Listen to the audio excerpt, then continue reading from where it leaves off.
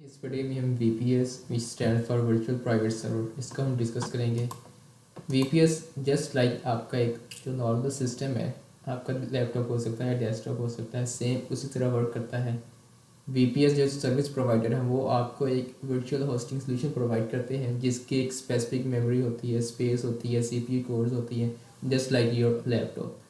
आप ऐसा समझे कि आपको एक सेपरेट सिस्टम प्रोवाइड हो रहा है VPS के थ्रू, जिसके डेडिकेटेड रिसोर्सेज होते हैं। इसकी ज़रूरत इसलिए होती है कि आप अमेज़ोन का अकाउंट क्रिएट कर रहे हैं या आपका क्लाइंट है, आपने अपने आप को शो करवाया है कि आप यूके के रेजिडेंट हैं, आपने या किसी भी कंट्री के रेजिडेंट हैं, लेकिन आप उस कंट्री में रह नहीं रहे होते। आपने अपने आप को उस कंट्री का रेजिडेंट शो करवाया है, उस कंट्री की डिटेल्स, वो सारी चीज़ें आपने क्रिएट की है। तो जब आप डिफरेंट कंट्री से फिर लॉगिन करते हैं तो अमेज़ोन को ये चीज़ ट्रिगर हो जाती है, वो फिर आपसे वेरिफिकेशन मांगना स्टार्ट कर देता है।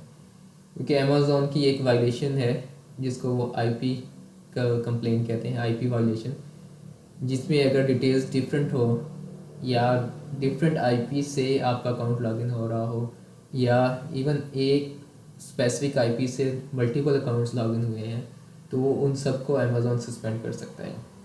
तो जब आप VPS करते हैं उससे क्या होगा, आप आईपी वायलेशन से भी बच सकते हैं। और सेकंड ये है कि अकाउंट जो लिंक वायलेशन है एक, उसके थ्रू भी अमेज़न अकाउंट सस्पेंड करता है, उससे भी आप बच सकते हैं। क्योंकि आपने एक VPS पे एक ही अकाउंट जो है वो साइन अप करना है, लॉगिन करना है।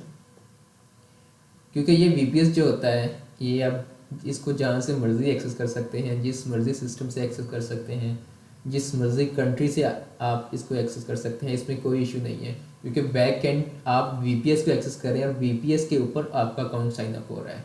तो अमेज़ोन को यही लगता है कि आप उसी एक सेम आईपी से या सेम एक लैपटॉप से आप एक्सेस कर रहे हैं। इसको आप ऐसा समझे कि VPS आपका एक सेपरेट लैपटॉप है जो उस कंट्री में स्पेसिफिक पड़ा है, उसके पास इंटरनेट है, तो आप उसको एक्सेस कर रहे हैं और उसके बाद फिर उस लैपटॉप से आप अमेज़ोन का अकाउंट एक्सेस कर रहे हैं। तो बेसिकली आप फिर पाकिस्तान से एक्सेस नहीं कर रहे होते हैं, आप फिर उस स्पेसिफिक जो लैपटॉप आपका यूके या किसी कंट्री में पड़ा है, आप उसको एक्सेस कर रहे हैं और उसके थ्रू फिर आगे अमेज़ोन का अकाउंट एक्सेस कर रहे हैं।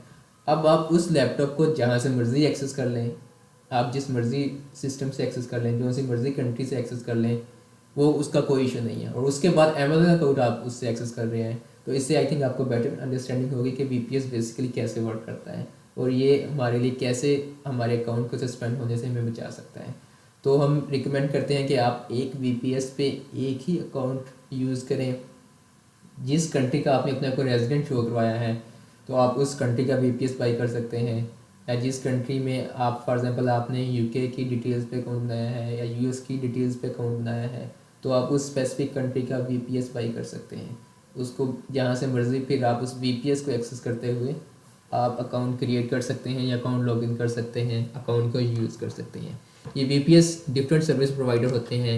VPS आप कहीं से भी बाई कर सकते हैं। इसके डिफरेंट सर्विस प्रोवाइडर है जिसमें AWS जो कि अमेज़ॉन वेब सर्विसेज है, फिर MS माइक्रोसॉफ्ट भी दे रहा है, गूगल भी प्रोवाइड करता है, आयोनिस, GoDaddy, नेमचीप, होस्टिंगर और ऐसे बहुत सारे प्रोवाइडर हैं जो आपको VPS की सर्विसेज देते हैं। आपको VPS का एक सेपरेट जो है वर्चुअल मशीन प्रोवाइड करते हैं। अब देखें AWS Amazon web services, Amazon खुद भी ये देता है, तो आप उधर से भी बाई कर सकते हैं, माइक्रोसॉफ्ट से बाई कर सकते हैं। तो ये एक लीगल VPS सर्विस होती है। तो ये देखें बड़े बड़े जो जायंट्स हैं वो भी ये प्रोवाइड करें, गूगल भी ये सर्विस प्रोवाइड करता है। और जो है गूगल आपको इंडिविजुअल में नहीं देगा। आपने अक्सर देखा होगा कुछ वैसे सर्विस प्रोवाइडर भी हैं जो AWS अमेज़ॉन से, माइक्रोसॉफ्ट से या गूगल से बाई करते हैं और उसके बाद उन्होंने छोटे सर्वर्स बना के आप लोगों को भी देते हैं। अक्सर जो होगा उनकी अपनी कोई ऐसा, जैसे GoDaddy है, नेमचीप है, इस तरह उनकी प्रॉपर सर्विस प्रोवाइडर नहीं है वो, लेकिन उन्होंने गूगल या AWS अमेज़ॉन वेब सर्विसेज से बाई करके आगे जो होगा शेयर्ड बेस में भी प्रोवाइड कर रहे होते हैं। तो आप इनमें से किसी से भी बाई कर सकते हैं। जब आप इनमें से बाई करेंगे वो आपको एक लॉगिन डिटेल्स देंगे जिसमें एक आईपी होगा और यूज़र नेम होगा और पासवर्ड होगा। उनके बाद आप उनको RDP रिमोट डेस्कटॉप कनेक्शन होता है, उसमें जाके वो डिटेल्स ऐड करेंगे तो आपके सामने एक सेपरेट सिस्टम ओपन हो जाएगा।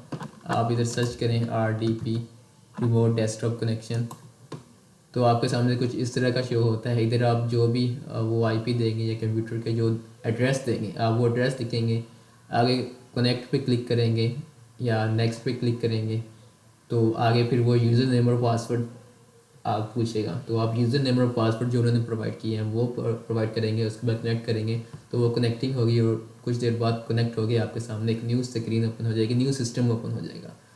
तो आप अपने ही सिस्टम में रहते हुए किसी और सिस्टम को एक्सेस कर रहे हैं, आप इसको सिंपल वर्ड्स में ऐसे समझें, जो कि उस स्पेसिफिक कंट्री के आईपी के थ्रू आप एक्सेस कर रहे हैं।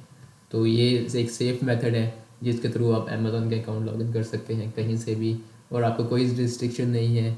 आपने फॉर एग्ज़ाम्पल आप यूके में थे, आपने जब अकाउंट क्रिएट किया, लेकिन आप बाद में पाकिस्तान जा रहे हैं, मिडल ईस्ट जा रहे हैं, किसी भी कंट्री में जा रहे हैं, एशियन कंट्री में जा रहे हैं, तो आपको कोई इशू नहीं होगा। तो आप सिर्फ वीपीएस से एक्सेस करेंगे उसको, और वीपीएस स्पेसिफिक उस सेम आईपी से होगा, तो अमेज़ॉन को इस चीज़ का कोई इशू नहीं होगा।